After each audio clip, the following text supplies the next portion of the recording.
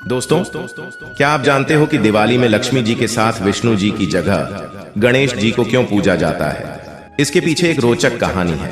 लक्ष्मी जी और गणेश की पूजा का जिक्र कई पौराणिक कथाओं में मिलता है। आइए जानते हैं लक्ष्मी और गणेश की कथा। एक समय की बात है जब एक वैरागी साधु के मन में राजाओं की तरह सुख भोगने की लालसा होने लगती है, इसलिए वह लक्ष्मी जी की आराधना करने लगता है। उस साधु की कठिन तपस्या से प्रसन्न होकर लक्ष्मी जी उसे दर्शन देती हैं और साधु को वरदान भी देती है कि उसे सम्मान और उच्च पद प्राप्त होगा। वह साधु दूसरे दिन राजा के दरबार में पहुंच जाता है और वरदान के अभिमान में राजा को सिंहासन से धकेल देता है। साधु का राजा के साथ ऐसा व्यवहार करते देख उनके सिपाही साधु को पकड़ ढहने के लिए उसकी तरफ दौड़ते हैं, लेकिन तभी राजा के मुकुट से एक काला नाग निकलता है। यह देखकर सब चौंक जाते हैं और सभी उस साधु को झानी संत और चमत्कारी समझने लगते हैं। दरबार में मौजूद सभी लोग उस साधु की जय जयकार करने लगते हैं।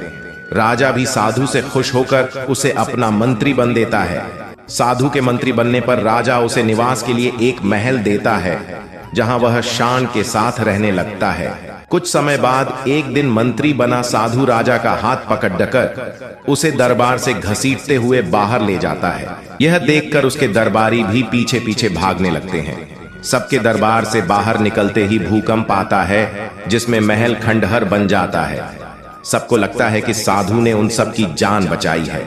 इस घटना के बाद राजा और दरबारियों की नजर में साधु का सम्मान और बढ़ जाता है। यह देख साधु के अंदर अहंकार आ जाता है। कुछ दिनों के बाद एक सुबह साधु राजमहल में घूम रहा होता है। तभी उसकी नजर गणेश जी की मूर्ति पर पड़ रहती है। साधु को वह प्रतिमा अच्छी नहीं लगती, तो वह उसे हटवा देता है। इससे गणेश जी साधु से रुष्ट हो जाते हैं और उसकी बुद्धि भ्रष्ट कर देते हैं। इससे वह हर काम उल्टा पुल्टा करने लगता है। उसके बर्ताव और काम से राजा साधु से क्रोधित होकर उसे कैद खाने में डलवा देता है। साधु कैद खाने में ही फिर से लक्ष्मी जी की पूजा आराधना करने लगता है।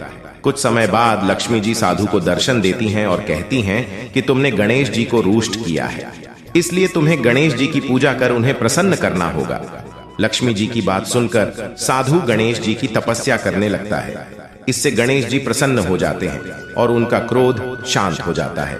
वह राजा के सपने में आकर साधु को फिर से मंत्री बनाने के लिए कहते हैं। राजा दूसरे दिन साधु को कैद से आजाद कर फिर से मंत्री बना देता है।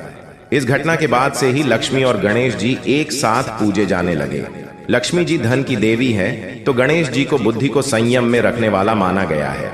वैसे कहा भी गया है कि एक संपन्न जीवन के लिए धन और बुद्धि दोनों जरूरी होते हैं, इसलिए लक्ष्मी जी और गणेश जी की पूजा साथ में की जाती है।